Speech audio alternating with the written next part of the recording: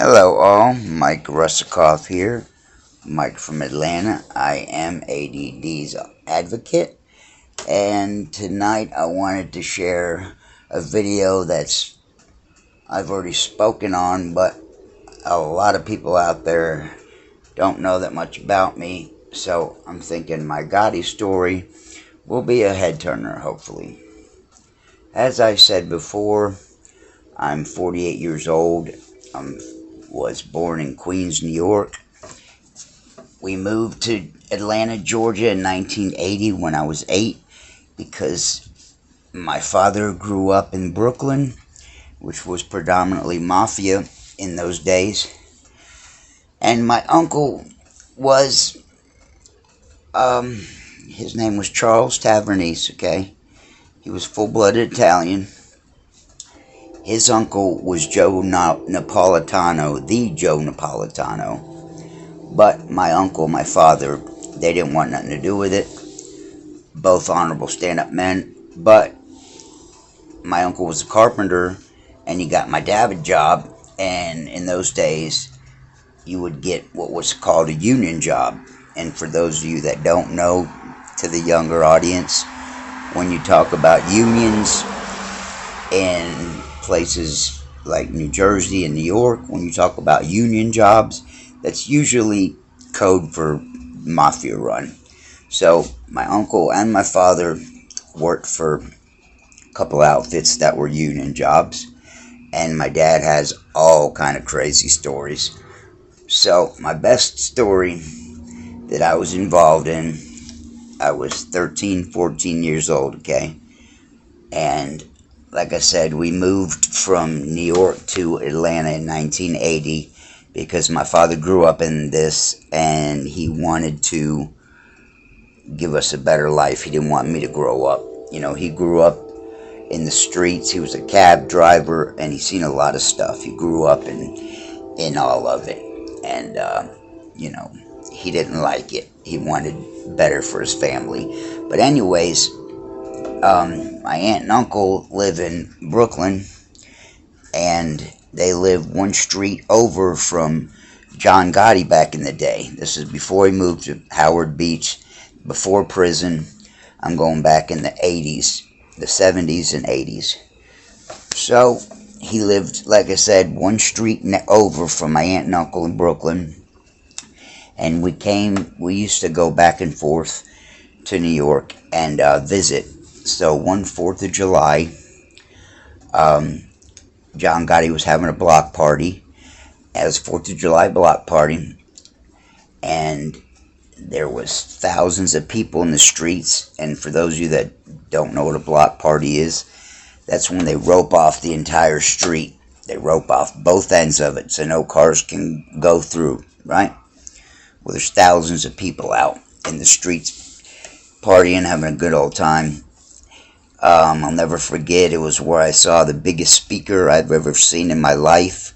The sound system, even for being in the 80s, was something you would generally see in a concert. I've been to plenty of concerts in my day, and still to this day, I'd never seen a speaker that big. He had two speakers bumping, and I couldn't even jump up on them. There was people up there dancing, but people were having to get a boost to get up there. So me and my cousin Darren and his cousin, which wouldn't be my cousin, and my sister, we all took those big trash cans you load all your trash in, the ones with wheels on it. We rolled one of those to the corner store, filled it up with beer, and went to the party. We were drinking out, having a good time. And like I said, I was 13, 14 years old, and I got pretty drunk. And back in these days, I used to carry a camera around, right? So I had pictures of this, but the pictures are not very good and clear. But you can see police and swinging on a guy with a billy club. Long story short, I had this crazy girlfriend, real psycho, in my late 20s. She burned all my pictures. I still have proof. I have my sister. my parents. Anyways, so we're hanging out, and there's 1,000 people around, right? A couple thousand people. The road's blocked off, and for those of you that don't know what a block is, it's like a city block, from like one street to the next. Figure like, I don't know, quarter mile maybe, something like that. Anyways, so the party's going, everybody's having a good time, everybody's drinking. Well, they had there was rope on either side of the block, right? Once you passed one rope, then you came to two more ropes inside of the place, right? And there was two ropes about maybe 10 yards apiece from each other, right? And inside of the two ropes was where they were lighting out the fireworks. Okay? While they were lighting the fireworks, this is the honest to God true story, no exaggeration at all. Right as they had just lit 4 mortar pipes, a lady cop came around the corner, drove through the first roadblock, just drove right through the rope, tore the rope, drove straight into the second rope. Once she crossed the second rope, she drives right into the fireworks. Honest to God, no exaggeration. They had just lit off the 4 mortar pipes, okay?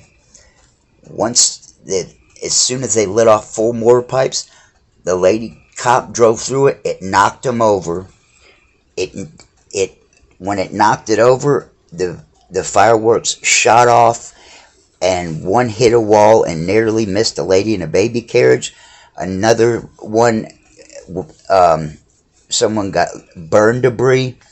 The other 2 bounced off walls. But if you know what a mortar pipe is, they're like the big, huge fireworks. It was just an insane scene, right? So come to find out, we didn't know this now, we found this out later on. The lady cop that drove through the fireworks was drunk, had been drinking, okay? When she came around the corner and drove through the fireworks and knocked him over, as soon as she did, the whole street came over to the car and started rocking her car, okay? 20, 30 plus guys rocking on this lady's cop car, right? So there's probably several thousand people in the streets. And she knocks over the fireworks. She continues to drive slowly, goes through the next set of ropes, breaks those. Now people are beating and banging on the car. Well, in Brooklyn, in a lot of your, more heavily crime areas, which is the case of where my aunt and uncle live in Brooklyn, there's a cop precinct at the end of this block, okay? So while this is going on, the rock and the cop car, at the end of this block happens to be a cop precinct, like maybe 100 yards away. Cops come out in riot gear and billy clubs, and it's predominantly just regular street cops, and then there's cops in riot gear. So the first initial people that came, the cops that came through, didn't have riot gear. They had, those old hats police used to wear, black hat, funny looking. Well, long story short, as soon as they came out, people were fighting. There were people busting beer bottles over the police's head, and police was retaliating and smacking people over the head with billy clubs, and the people that were hitting the cops over the head with beer bottles, right? I stood and was watched in complete amazement and awe, right? Like I said, I was a young kid of 13, 14 years old, drunk as a skunk. I didn't drink much, but I remember being very intoxicated that night, okay? So, and I remember Gottis specifically and his family. He was, and back in that time, I only knew the name, okay? It was nothing like it is today, okay? I just remember he was loud, he's boisterous, he was you know, a guy that, liked attention. He was also what they said was, he was kind of a ladies' man. A lot of the women in the neighborhood flocked to him, he was the bad guy, you know, good guy, bad guy, whatever. So I can distinctly remember him. He was hanging out when they were setting up this stereo equipment, and he was just standing out. And this is the only reason I really even remember him, because, like I said, he was kind of trying to get everyone's attention, show everybody he was the life of the party. It was his party. Da da da da da. If not for that, truthfully, I wouldn't even have known who he was, because, like I said, I remember hearing it back in the day. But I'm going back in the 80s, and, he wasn't a, huge figure like he is today. So I have a lot of stories fairly similar. That's probably one of the better ones. So this is all going on, right? And this continues on for quite some time. The police are fighting it out with the street, and it's majority Italians versus the police. And people are getting billy clubbed and hauled off to jail. But you got to think, we're talking thousands of people now. This thing didn't just die down immediately. This thing went on for a couple of hours, okay? So it was getting dark, and it was starting to turn nighttime. It was turning nightfall when the fireworks went off, when this started to go down. So by this time, by the end of the commotion, it's pitch black, okay? So me and my cousin Darren, we go back to my aunt and uncle's house, and my parents were sitting there with my aunt and uncle at the table. They were all drinking coffee, talking, hanging out. And I remember distinctly, it was like 11 o'clock at night, and I came in with my cousin, and my dad said, "Where's your sister?" And I said, "I don't know. She was still out there hanging out with people, getting drunk," right? So my parents are now, and aunt and uncle are now freaking out, because this thing is televised now. They're watching this from Chopper overhead does the news and whatnot. They're sitting there watching at the kitchen table. They're watching this riot unfold on TV. So my dad's bent out of shape now, right? My sister's still out there. About another hour and a half goes by. When I got there, it was like 11. I'm watching this thing on TV with him. Hour goes by. Sister doesn't show. Another 15, 20, 30 minutes. Sister doesn't show. Now it's going into the second hour. Then my sister shows up. My dad never laid a hand on me and my sister our entire lives. Not once. He never spanked either of us. That night, he lost his cool. He got furious, and he jumped on my sister, and he started hitting her. Like I said, it's the first time my dad had ever laid his hands on either one of us. So I jumped on my dad's back. I pulled him off of her, and so this sticks with me pretty vividly. Like I said, my dad and my uncle grew up in this. This is why we moved to Georgia, because my dad had grown up in this. A few years before that, I don't remember how long, but this was when Charles Gambino, that might even not be his real name, that the head Gambino, offered my dad used to own a taxi cab, he used to run a taxi cab company when I was a baby in the early 70s, right? Charles Gambino offered my father either $5 million for 2 years or $2 million for 5 years to be his driver. He had this agreement with my dad. He was whacked 2 weeks before the deal went down. Honest to God, true story. I'm gonna do a blog with my father and show everybody, that my stories are true. So back in those days, okay, when we would all hang out, my uncle and dad used to like to, show us all a good time. So whenever we would be going to do something, we were 9 times out of 10, we were going to somebody's house that had money, that had a pool. I can remember distinctly going to people's houses that were made men. I can remember going to guys' houses and they had, like I said, they had pools. And when we're talking in the city of New York, people don't have pools. Here in Atlanta, people have pools that are wealthy.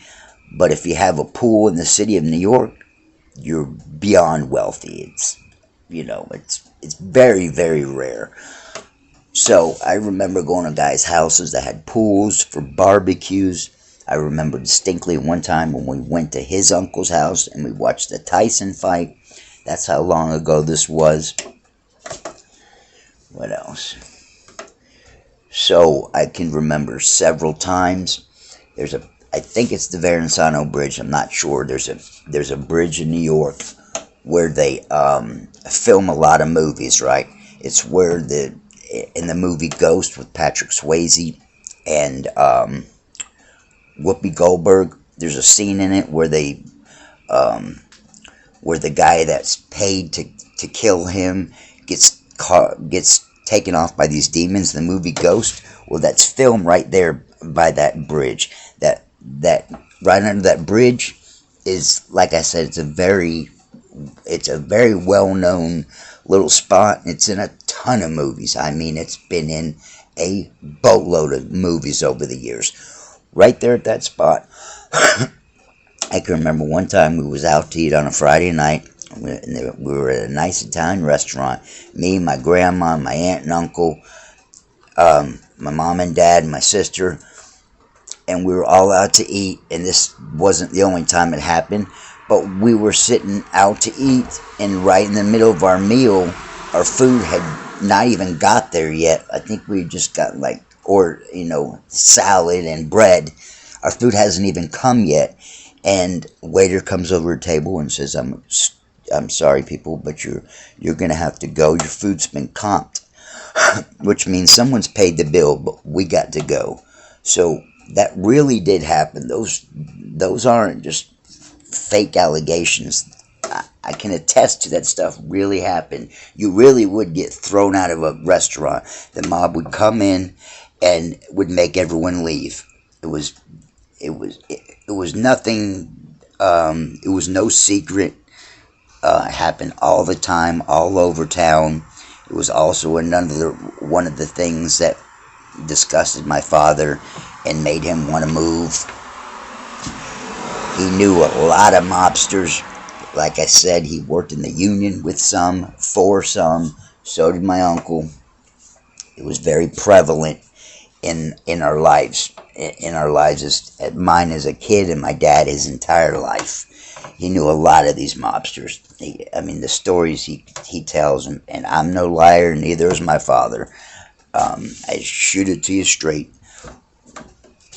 I've lived a very train wreck of a life. If you follow me, you'll start to hear some of my stories.